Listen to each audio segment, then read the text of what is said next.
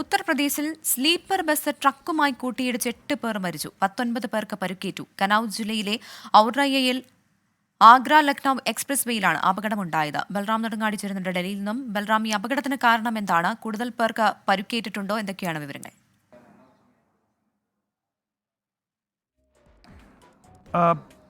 പ്രവിത, ഇന്ന് ഉച്ചയോടുകൂടിയാണ് ഈ അപകടമുണ്ടായത്. ഉത്തർപ്രദേശിലെ കനൌജ് ജില്ലയിൽ ആഗ്ര എക്സ്പ്രസ് ഹൈവേയിൽ വെച്ചാണ് ഈ അപകടം.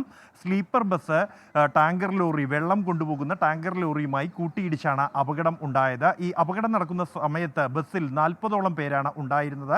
അതിൽ 8 പേർ ഉടൻ അടി ഈ അപകട സ്ഥലത്ത് വെച്ച് തന്നെ മരിച്ചു. 19 പേർക്ക് പരിക്കേറ്റിട്ടുണ്ട്. ഇതിൽ 6 പേരുടെ നില ഗുരുതരമാണ് എന്നാണ് പോലീസ് അറിയിക്കുന്നത്. പരിക്കേറ്റവരെ ആശുപത്രിയിൽ പ്രവേശിപ്പിച്ചിരിക്കുകയാണ്. സെയ്ഫ് അലി മെഡിക്കൽ കോളേജിലാണ് ഈ പരിക്കേറ്റ ആളുകളെ 19 പേരെയും പ്രവേശിപ്പിച്ചിരിക്കുന്നത്. വലിയ അപകടം തന്നെയാണ് നടന്നത്. ബസ് പൂർണ്ണമായും തന്നെ ഈ അപകടത്തിൽ ഒരു വശം പൂർണ്ണമായും തകർന്ന നിലയിലാണ് ബസ് ഉള്ളത്. തുടർന്ന് നാട്ടുകാരും പോലീസും എത്തിയാണ് രക്ഷാപ്രവർത്തനം പൂർത്തിയാക്കിയത്. ജില്ലാ കളക്ടറും SP അടക്കമുള്ള ഉന്നത ഉദ്യോഗസ്ഥർ ഈ അപകട സ്ഥലം സന്ദർശിച്ചിട്ടുണ്ട്. അപകടത്തിൽപ്പെട്ടവർക്ക് ആവശ്യമായ സഹായം ലഭ്യമാക്കാനുള്ള നിർദ്ദേശം മുഖ്യമന്ത്രിയുടെ ഓഫീസ് നൽകിയിട്ടുണ്ട്. അപകടത്തിന്റെ കാരണം സംബന്ധിച്ച് അന്വേഷണം ആരംഭിച്ചതായും ഈ ഘട്ടത്തിൽ ഒന്നും പറയാൻ കഴിയില്ല എന്നുമാണ് പോലീസ് വ്യക്തമാക്കുന്നത്. പ്രവിത.